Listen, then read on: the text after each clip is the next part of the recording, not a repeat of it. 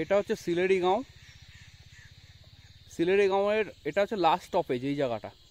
তারপর থেকে এই যে সোজা যে রাস্তাটা, কাঁচা রাস্তাটা বেরিয়ে যাচ্ছে, এইটাই যাচ্ছে র্যামিটা ভিউ পয়েন্ট। উপরেরটা না, এই যে নিচেরটা।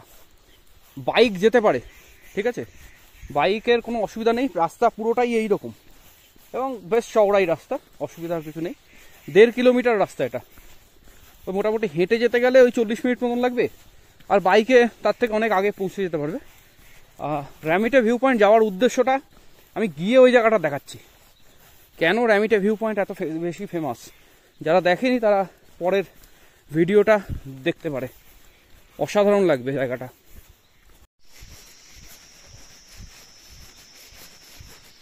भैया रैमीटा व्यू पॉइंट किधर है? इस तरफ?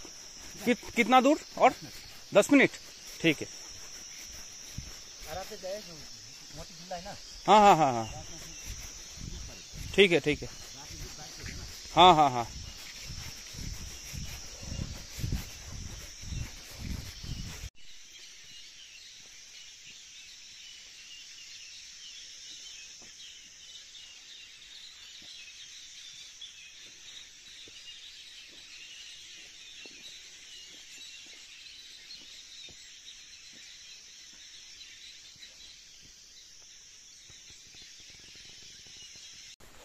আমরা ওই রাস্তা থেকে এসছি, ওই যে রাস্তা, ওই রাস্তা থেকে এসে তারপরে বাইকটা পার্ক করেছি ওই জায়গায় দিয়ে। এবার এখান থেকে বাইক যদি অফরোড আর কোনো বাইক হয় সেটা উঠে যাবে, কিন্তু অন্য কোনো বাইক না নিয়ে আসাই ভালো, কারণ রাস্তাটা একটু হালকা ট্রেক রুট, সুতরাং হেঁটে ওঠাটাই ভালো।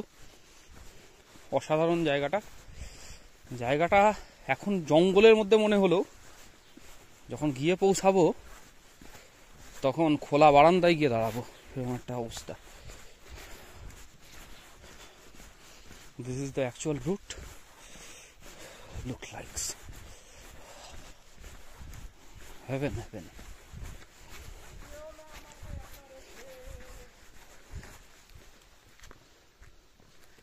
কি বলছিস? বলছি আমাকে একা রেখে যাস না।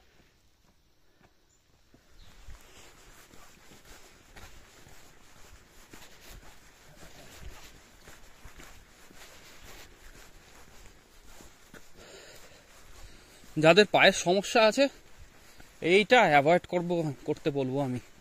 মানে পাহাড়ে আসাটা তাদের কাছে চ্যালেঞ্জিং, যদিও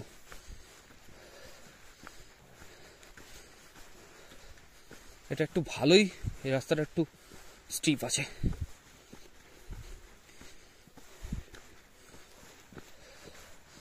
যাদের পায়ের সমস্যা তারা সমুদ্রে যান।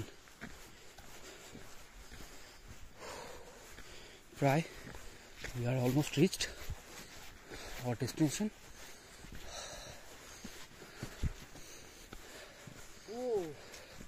এটাই হলো র্যামিটা ভিউ পয়েন্ট। आंटी जी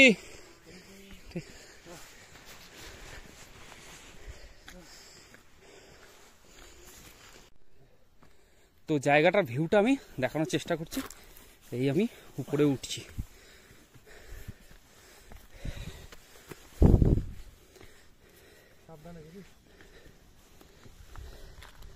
এইটা হলো জায়গাটা।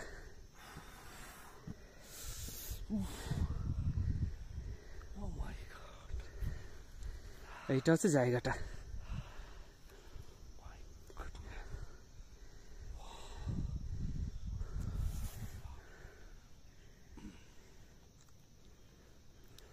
ক্যামেরা কোনোভাবে জাস্টিফাই করছে না। এই যে হচ্ছে জায়গা।